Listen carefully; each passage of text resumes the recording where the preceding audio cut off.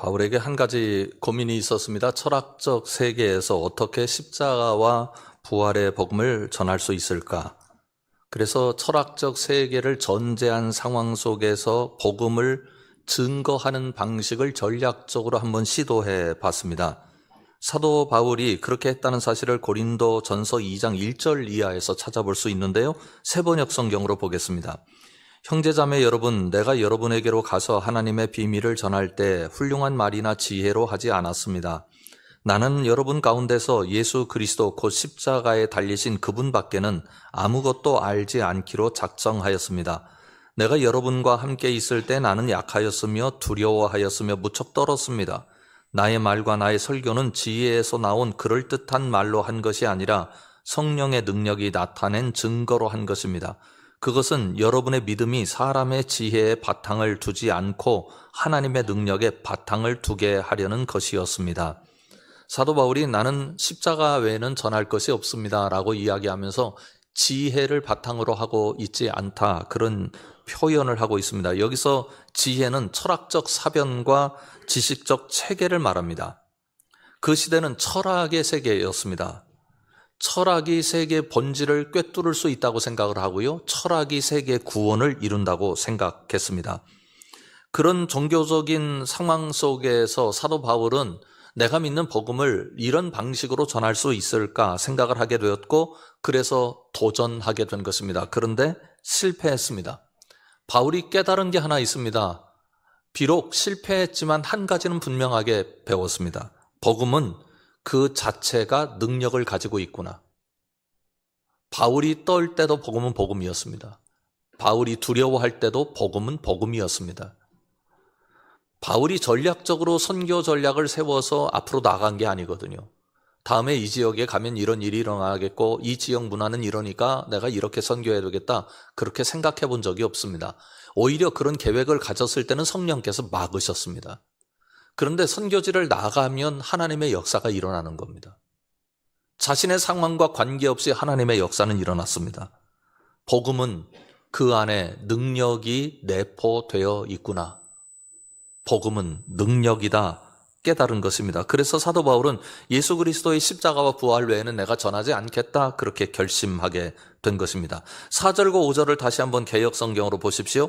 내 말과 내 전도함이 설득력 있는 지혜의 말로 하지 아니하고 다만 성령의 나타나심과 능력으로 하여 너희 믿음이 사람의 지혜에 있지 아니하고 다만 하나님의 능력에 있게 하려 하였노라. 바울이 강조한 것은 무엇입니까? 복음은 철학적 사변 중에 하나라고 말씀하지 않습니다. 복음은 종교 이론 체계 안에 담아낼 수 있는 그 어떤 것 중에 하나라고 이야기하지 않습니다. 복음은 하나님의 능력이라고 선포합니다. 사랑하는 성함 식구 여러분, 우리에게 중요한 것은 복음에 대한 자세입니다. 복음 안에 능력이 있고 복음 안에 성령의 역사가 있고 복음 안에 생명이 있고 복음 안에 희망이 있다고 하는 것을 우리가 얼마나 믿을 수 있겠느냐. 이 전쟁이, 영적 전쟁이 우리 안에 있는 것입니다. 여러분들 모두가 복음이 사람의 지혜, 이 세상의 재료에 의해서 능력을 확보하는 것이 아니라 복음이 생명의 능력이고 부활의 능력이고 복음이 우리를 일으키는 능력이라는 사실을 믿고 나아가시길 주님의 이름으로 축원합니다. 바울은 깨달았습니다. 복음이 그렇다. 그런 의미에서 바울이 깨달은 것처럼 우리도 이렇게 깨닫습니다 하는 마음으로 4절과 5절을 큰 소리로 한번 읽어보겠습니다.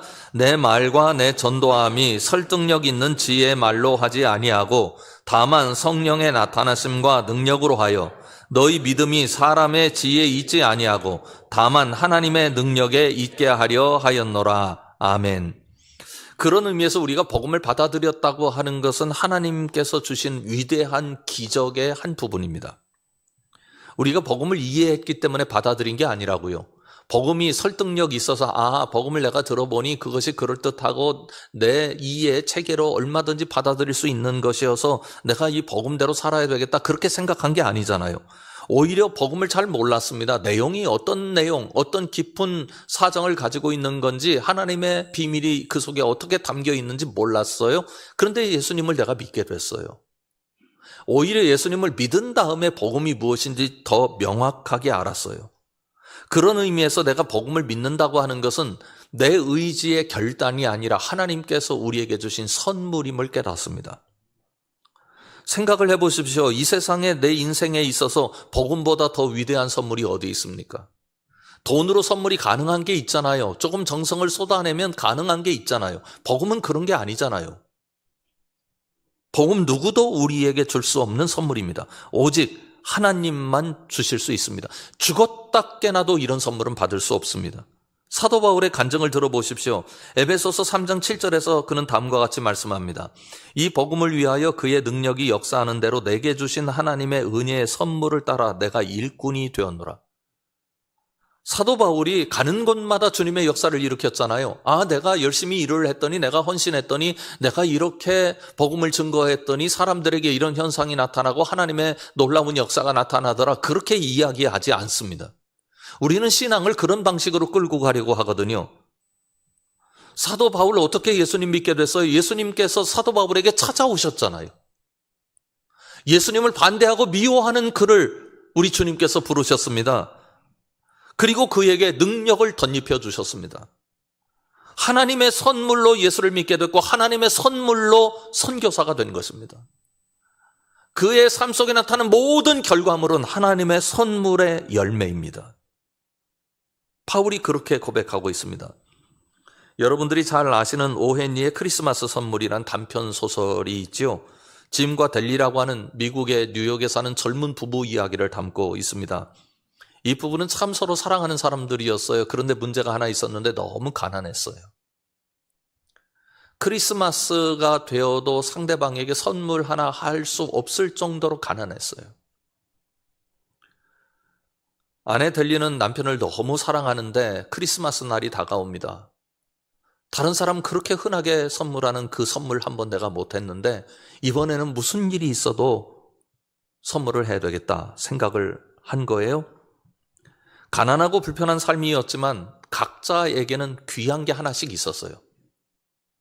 아내 델리에게는 남들이 모두 부러워하는 금발머리를 가지고 있었고 그 남편 짐은 아버지로부터 물려받은 가보인 시계를 가지고 있었습니다. 아내의 늘 마음에 아픈 게 하나 있었어요. 시계를 가지고 있는데 시계줄이 없는 거예요. 내가 이 시계줄 남편에게 만들어주면 얼마나 기뻐할까. 그런데 호주머니를 탈탈 털어보니 1달러 87센트밖에 없어요. 어떡하지 생각을 하다가 사람들이 다 좋아하는 이 금발 내 머리 깎아서 팔아서 남편에게 선물해야지. 머리를 다 깎아서 팝니다. 그리고 시계줄을 하나 얻었어요. 남편 들어오는 시간을 설렘으로 기다립니다. 이 시계줄 주면 내 남편이 얼마나 좋아할까. 남편이 들어와서 보고 깜짝 놀랐어요. 그렇게 아름답던 아내의 머리가 다 없어진 거예요. 델리가 말합니다. 당신 크리스마스 선물 여기 있어요 하고 시계줄을 꺼내놓습니다. 그 순간 남편 짐도 안주머니에서 부스럭거리더니 포장지에 싼 물건을 하나 끄집어내는 거예요. 아주 값비싼 머리 세트였습니다. 아내가 아름다운 금발을 가지고 있는데 그거 하나 관리할 수 있는 능력이 없어서 내가 아내 머리 더 아름답게 만들어주면 좋겠다 생각해서 자신이 아버지로부터 물려받은 시계를 판 거예요. 그래서 아내 머리 세트를 사오게 된 것입니다. 이 이야기에 감동하는 이유가 무엇입니까? 내가 가지고 있는 가장 귀한 것을 그게 비록 보잘것없는 것이라 할지라도 남편에게 아내에게 선물하고픈 갸륵한 마음 아닙니까? 이런 표현이 이상할까요? 하나님께서 여러분과 저에게 얼마나 갸륵한 마음을 가지셨어요. 아들 판 거 아닙니까? 아들 죽인 것 아닙니까? 그래서 우리를 믿게 하셨고 그래서 우리가 십자가와 부활의 복음을 받게 된 것입니다. 여러분, 우리는 하나님으로부터 위대한 선물을 받은 사람들이에요. 절대 잊지 마세요. 우리 삶의 여정이 녹록하지 않습니다. 여러 가지 부침도 많고 어려운 일도 많고 넘어야 할 고개도 많고 이모저모로 상처도 많고 실패도 적지 않습니다. 그러나 내가 하나님의 위대한 선물을 받은 하나님의 자녀라고 하는 생각 가지고 주님 붙잡게 되면 삶의 여정에서 감사와 기쁨이 충만하게 될 줄 믿습니다. 복음의 핵심 중에 하나가 무엇입니까? 부활입니다. 사도 바울은 고린도전서 15장에서 부활의 역사를 선포하지요. 12절과 13절을 보십시오. 그리스도께서 죽은 자 가운데서 다시 살아나셨다 전파되었거늘 너희 중에서 어떤 사람들은 어찌하여 죽은 자 가운데서 부활이 없다 하느냐? 만일 죽은 자의 부활이 없으면 그리스도도 다시 살아나지 못하셨으리라. 그 당시 많은 사람들이 부활을 영적인 현상으로 여겼습니다. 지금도 일부 신학자들은 부활이 실제적 사건이 아니라 예수님을 따르는 제자들이 예수님이 부활했다고 믿음으로 그렇게 믿고 그것을 실제적 사건처럼 선포한 것에 불과하다 해석하는 사람들이 있습니다. 이런 해석들이 나오는 이유는 부활은 어떤 방식으로도 설명이 불가능하기 때문입니다. 이 세상에 우리가 만날 수 있는 현실이 아니잖아요. 말하자면 이해시켜서 납득할 수 있는 종류의 것이 아닙니다. 당시 고린도 교인들 중에 일부가 그랬습니다. 교육을 많이 받았어요. 철학적 세계에 아주 익숙해 있습니다. 자신들은 세련된 지식적 체계 안에서 살고 있는 사람들이라고 생각했어요. 그런데 영지주의적 영향을 받은 그들에게 몸이라고 하는 것은 악한 거예요. 몸의 부활은 악의 부활입니다. 이건 잘못된 거라고 생각한 거죠. 그래서 내가 부활을 믿긴 믿는데 그건 몸의 부활이 아니고 영혼의 부활이다. 영적인 현상이다 이렇게 여기는 거죠. 그런 그들에게 바울은 부활을 분명하게 선포합니다. 바울이 죽은 자의 부활이란 말을 사용하고 있잖아요. 그 말은 헬라어로 아나스타시스 네크론이란 말입니다. 이 말은 시체가 일어난다 그런 뜻입니다. 영혼이 부활하는 게 아닙니다. 시체가 일어납니다. 시신, 죽은 몸이 삽니다. 당시 지식인들은 부활을 철학적으로 설명할 수밖에 없다고 생각을 했습니다. 그래서 그들은 그들의 방식으로 부활을 받아들이길 원했습니다. 하나님께서 일으켜주신 부활의 사건이 아니라 그들 머릿속에서 이해되는 부활 사건으로 그들은 믿음을 왜곡시킨 것입니다.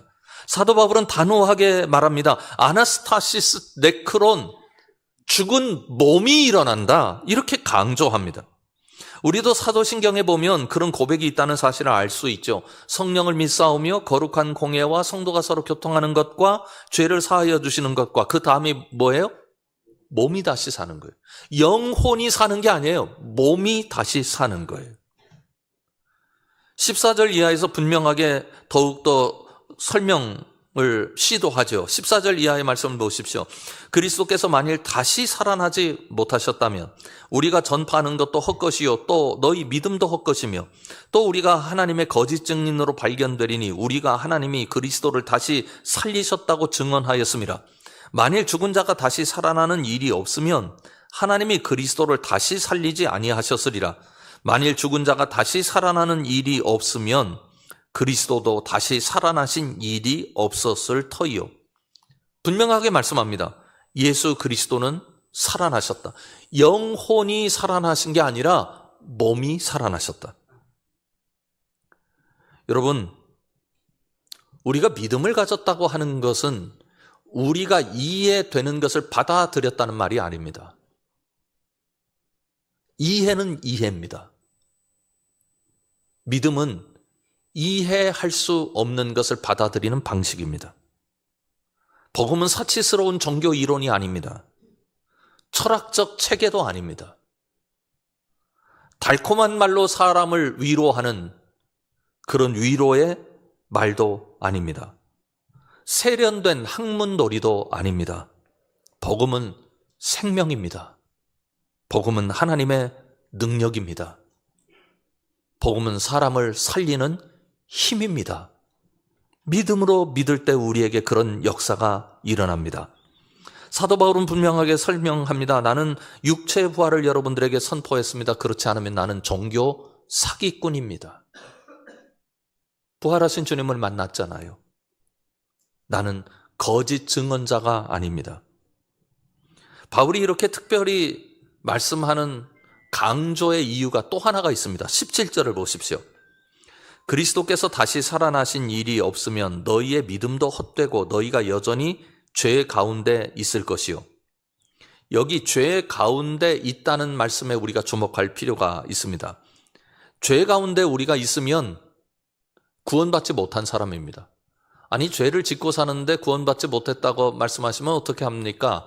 그거 분명하게 우리가 해결하고 넘어가야 하죠. 우리가 죄를 가지고 있습니다. 그러나 주님께서 우리를 죄의인으로 불러주셨어요. 예수 그리스도께서 죄값을 다 갚으셨기 때문에 하나님께서 우리를 하나님의 자녀 삼으시고 우리를 의인이라 칭해 주셨습니다. 우리가 죄 가운데 살고 있지만 우리가 소망을 갖고 있는 것은 부활의 새 몸을 입을 사람들이기 때문입니다. 우리의 현재 몸은 죄 가운데 있습니다. 그래서 몸이 죽습니다. 지금의 몸은 죽습니다. 그런데 예수 그리스도께서 부활을 통하여 우리에게 주시는 몸은 지금의 몸이 아닙니다. 성경은 새 몸을 입는다고 말씀합니다. 새 몸은 죄의 몸이 아니라 죄를 가지고 죄 때문에 실패할 수밖에 없고 죄에 넘어지는 몸이 아니라 영원한 생명의 몸이고 영원한 의의 몸입니다. 우리가 예수 그리스도를 믿는다고 하는 것은 무슨 말인가? 죄에서 벗어난다는 것 아닙니까? 로마서 8장은 분명하게 말씀하고 있죠. 그러므로 이제 그리스도 예수 안에 있는 자에게는 결코 정죄함이 없나니, 뭐가 없다고요?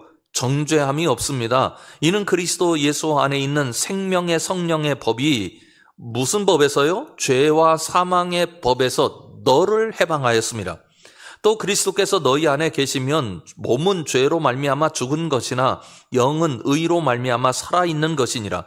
예수를 죽은 자 가운데서 살리신 이의 영이 너희 안에 거하시면 그리스도 예수를 죽은 자 가운데서 살리신 이가 너희 안에 거하시는 그의 영으로 말미암아, 그의 영은 성령을 의미하죠.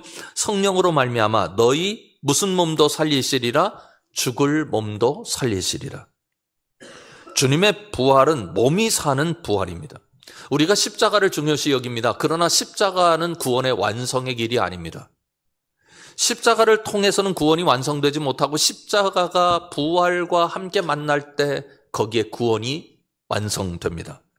우리가 십자가의 정신대로 살아가길 소망하죠. 주님께서 가르쳐 주셨기 때문입니다. 그런데요, 십자가의 정신대로 살길 원하는 우리의 소망과는 달리 우리는 온전한 십자가의 사랑 앞에 다다를 수 없습니다. 예수님께서 십자가를 통하여 우리에게 보여주신 사랑은 완전합니다. 그래서 우리도 주님의 사랑을 담길 원합니다만 우리가 사랑하기 싫어서 사랑하지 못하는 게 아니라 사랑의 능력이 없어서 제대로 사랑하지 못하며 삽니다. 부모 자녀 간에 가장 깊은 사랑을 나누어야 할 부부 간에도, 그리고 가족들 안에서도, 그리고 가까운 이웃들과도 누가 온전한 사랑을 이루며 살 수 있습니까? 정의도 마찬가지 아닙니까? 나는 정의롭습니다. 그렇게 자기를 다른 사람 앞에 드러낼 수 있는 사람이 어디 있습니까? 왜 그래요? 우리의 본질이 그렇지 못하기 때문입니다. 그러나 십자가를 통해서 우리 안에 욕구가 생겼어요. 사랑의 욕구, 정의, 겸손, 거룩, 평안, 주님을 기뻐하고자 하는 욕구를 알게 됐고 십자가를 통해서 그것을 우리가 깨닫습니다. 그런데 이런 모든 사항들은 부활로 귀결됩니다. 새 몸을 입는 완전한 구원의 이름으로 성취될 수 있습니다. 사랑하는 성함 식구 여러분, 몸의 부활은 여러분에게 우리 주님께서 약속하신 선물입니다. 여러분들 모두가 몸의 부활을 붙잡고 진정한 소망을 발견할 수 있기를 주님의 이름으로 축원합니다. 17절 이하의 말씀을 보십시오. 그리스도께서 다시 살아나신 일이 없으면 너희의 믿음도 헛되고 너희가 여전히 죄 가운데 있을 것이요. 또한 그리스도 안에서 잠자는 자도 망하였으리니, 여기 잠자는 자는 죽은 사람들을 말합니다. 만일 그리스도 안에서 우리가 바라는 것이 다만 이 세상의 삶뿐이면 모든 사람 가운데 우리가 더욱 불쌍한 자이리라. 그러나 이제 그리스도께서 죽은 자 가운데서 다시 살아나사 잠자는 자들의 첫 열매가 되셨도다. 다시 말하면 부활을 믿지 못하면 우리 신앙은 무너진다고 말씀합니다. 두 가지 면에서 그런데요. 먼저는 우리가 그리스도 안에서 바라는 것이 이 세상의 삶뿐이면 우리가 이 세상 사람들 가운데 가장 불쌍한 사람들이라고 말합니다. 여러분, 이 세상의 모든 생명은 유한합니다. 길이와 관계없이 어떤 생명은 짧기도 하고 어떤 생명은 길기도 합니다만 유한합니다. 지금 인류가 극복하고자 하는 게 뭐예요? 유한한 생명을 연장시키고자 하는 노력들입니다. 얼마나 많은 사람들이 여기에 매달려 있습니까? 그리고 어느 정도의 성과를 거둔 것도 사실입니다. 그래서 평균 연령이 높아졌잖아요. 그래서 우리 인류는 지금 행복하고 우리 삶의 문제를 해결해 가고 있습니까?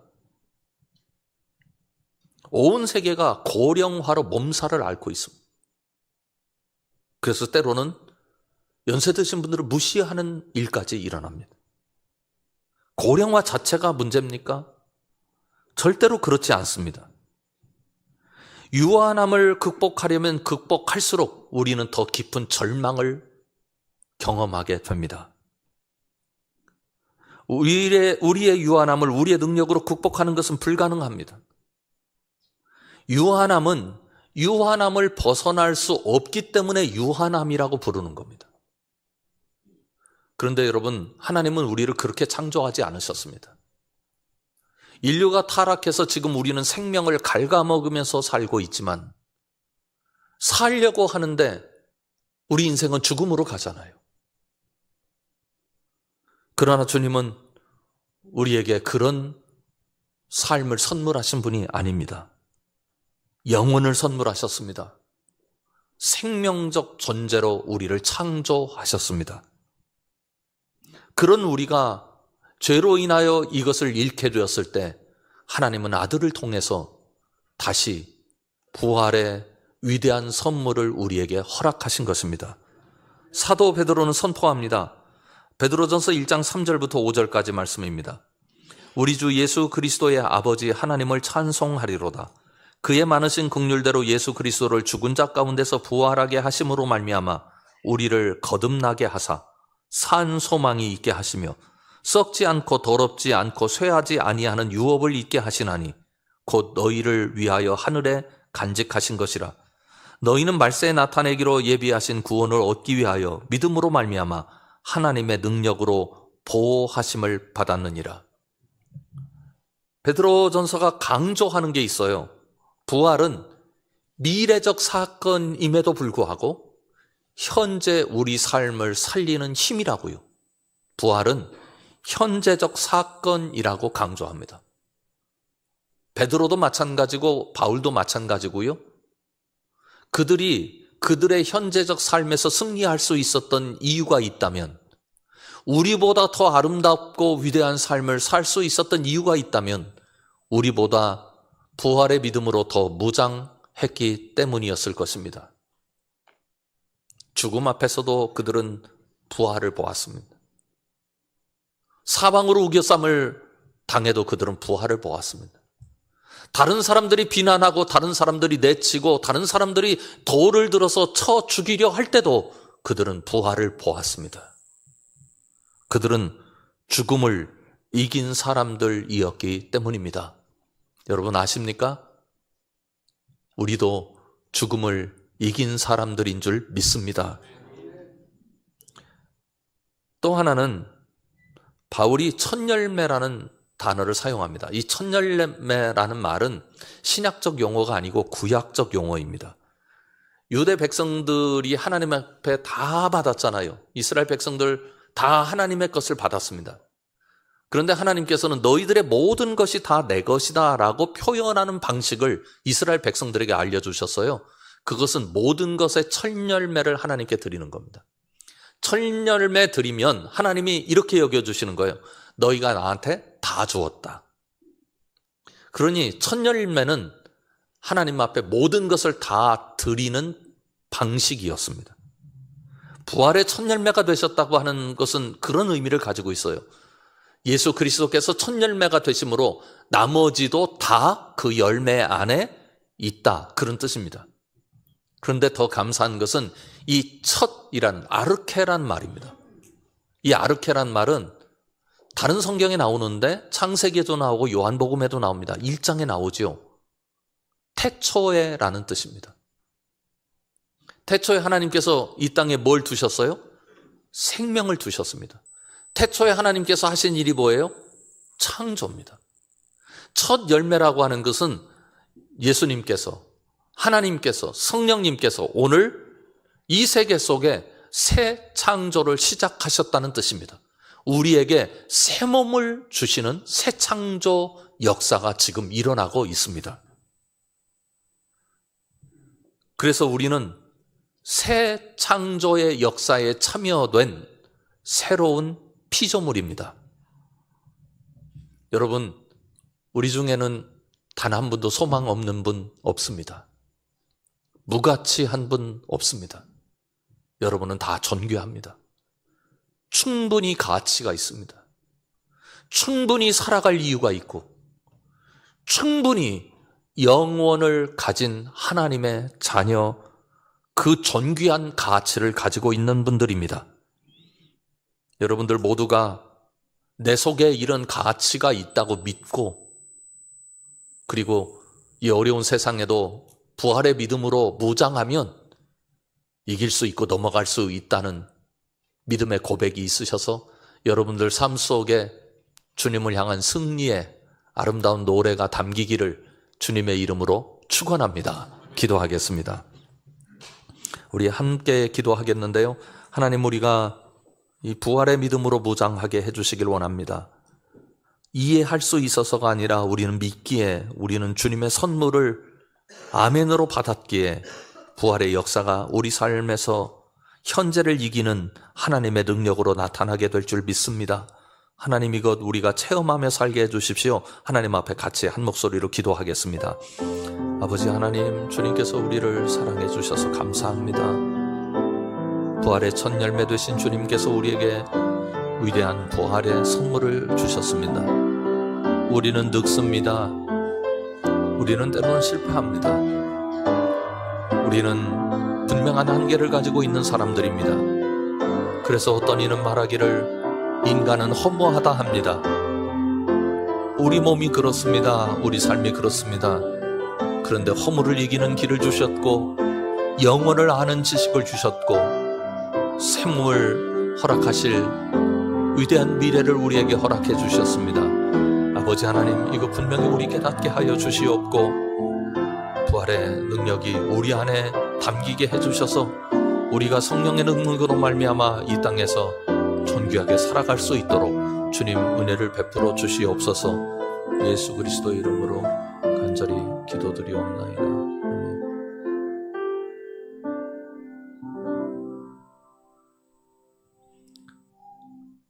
하나님께서 우리에게 위대한 선물을 주셨습니다. 우리 인생은 주님 앞에 위대한 선물 받은 인생인 줄 믿습니다. 우리가 이 마음으로, 이 자세로, 이 믿음으로 세상을 넉넉히 이기며 살아갈 수 있도록 도와주시옵소서.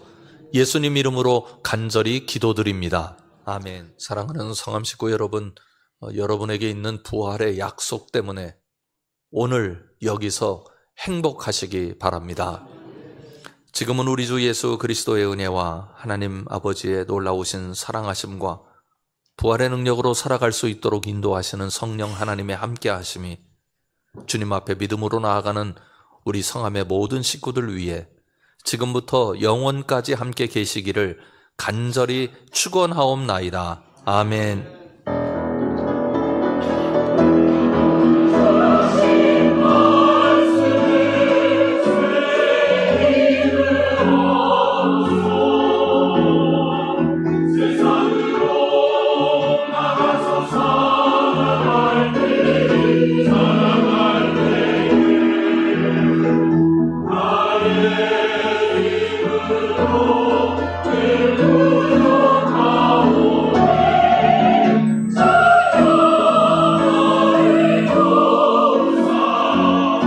승리하길